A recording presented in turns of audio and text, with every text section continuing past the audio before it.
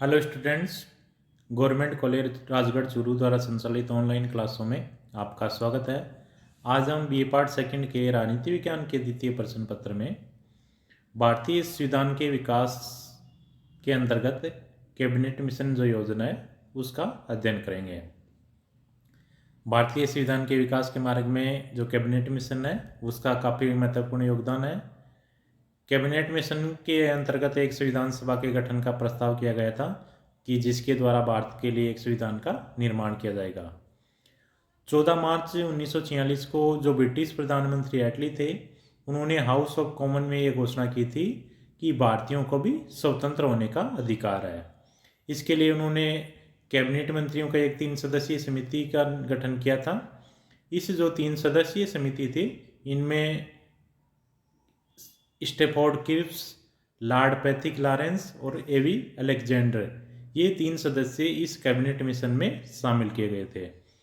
Cabinet में जो mission है उसकी अध्यक्षता लॉर्ड पैथिक लॉरेंस के द्वारा की जा रही थी, तो उसकी अध्यक्षता में इस कैबिनेट मिशन है उसका निर्माण किया गया था। ये जो कैबिनेट मिशन है ये 24 मार्च 1946 को दिल्ली पहुंचा और इन्होंने अपनी जो योजना प्रकाशित की वो 16 मई 1946 को कैबिनेट मिशन योजना है वो प्रकाशित की। जो कैबिनेट मिशन के जो सदस्य थे या जो कैबिनेट मिशन था उनका मानना था कि वर्तमान समय में जो संविधान सभा के जो सदस्यों का चयन है वह वयस्क मताधिकार के आधार पर संभव नहीं है। यानी वयस्क मताधिकार के आधार पर संविधान सभा के सदस्यों का चयन होने की परिस्थितियां वर्तमान समय में नहीं है।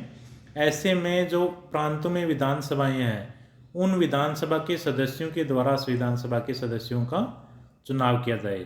यानी कैबिनेट मिशन योजना के अंतर्गत जो संविधान सभा के सदस्यों का चुना जाना था वो अप्रत्यक्ष रूप से जो अप्रत्यक्ष निर्वाचन पद्धति है उसके द्वारा संविधान सभा के सदस्यों का निर्वाचन किया जाना था।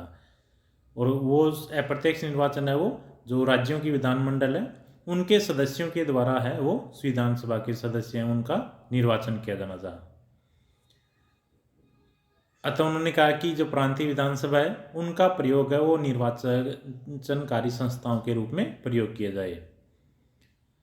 कैबिनेट मिशन योजना के अंतर्गत जो बातें बताई गई थी या जो प्रस्ताव रखे गए थे वो निम्न थे। जो कैबिनेट मिशन योजना के अंतर्गत संविधान सभा के जो सदस्यों की संख्या निर्धारित गई थी वो 389 सदस्य की संविधान सभा के जो सदस्य होंगे वो 389 होंगे। उन्होंने इन सदस्यों को 3 भागों में विभाजित किया।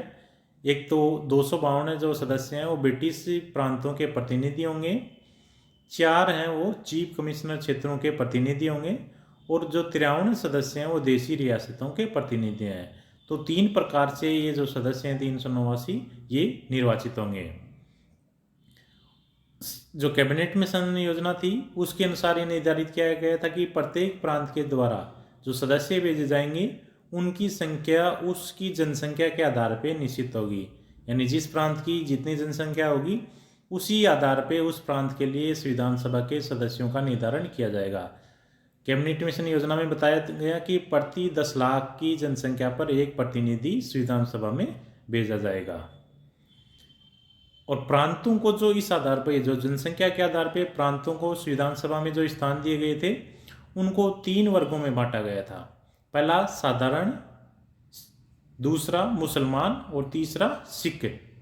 तो इन 3 आधारों पे जो प्रत्येक प्रांत है उसके अंतर्गत सदस्य है वो भेजे जाने थे।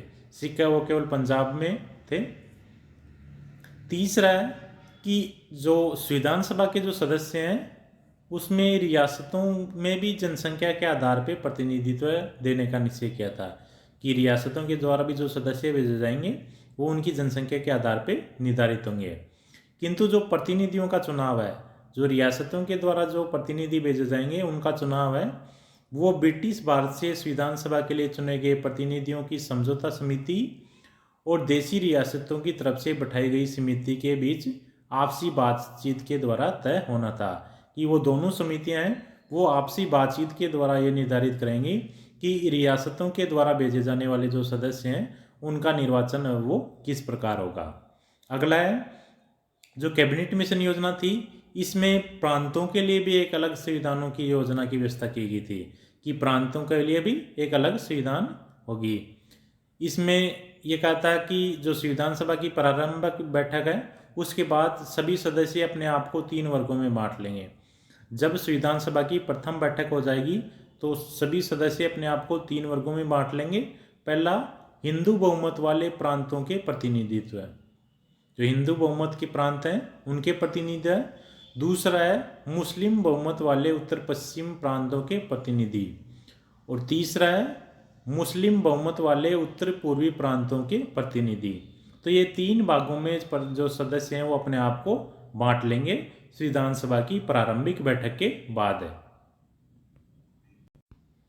कैबिनेट मिशन योजना में कहा गया कि इन सदस्यों के द्वारा पहले अपने अपने प्रांतों और वर्गों के लिए संविधान का निर्माण किया जाएगा, उसके बाद संघीय संविधान है उसका निर्माण है वो किया जाएगा। तो ये जो संविधान सभा के सदस्य थे इन्हीं के द्वारा प्रांतों के संविधान का निर्माण किया जाना था, और इन्हीं सदस्यों के द्वारा जो संघीय संविधान है उसका निर्माण किया जाना था।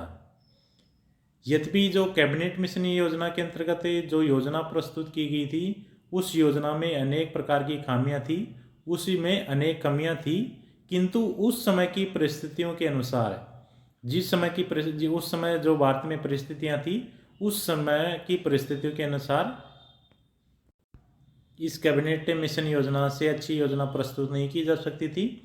तो इसमें अनेक कमियां होते भी ये उस समय की परिस्थितियों के अनुसार जो योजना थी वो सही थी। इसमें मुस्लिम लीग की इच्छा जिसका कहना था कि 2 संविधान सभाओं का गठन किया जाए, उनकी इच्छा के विपरीत एक ही संविधान सभा के गठन का प्रस्ताव रखा गया था।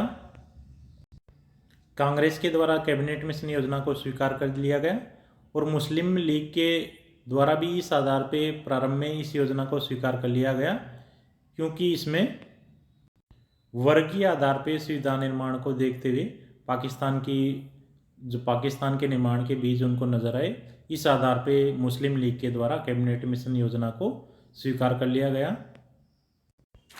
अन्य छोटे दलों के द्वारा भी कैबिनेट मिशन योजना है उसको स्वीकार कर लिया गया। तो ये कैबिनेट मिशन योजना थी जिसके अंतर्गत जो संविधान सभा के जो निर्वाचन है वो ये थे, और संविधान सभा के जो सदस्य हैं उनको निर्धारित किया गया था। धन्यवाद।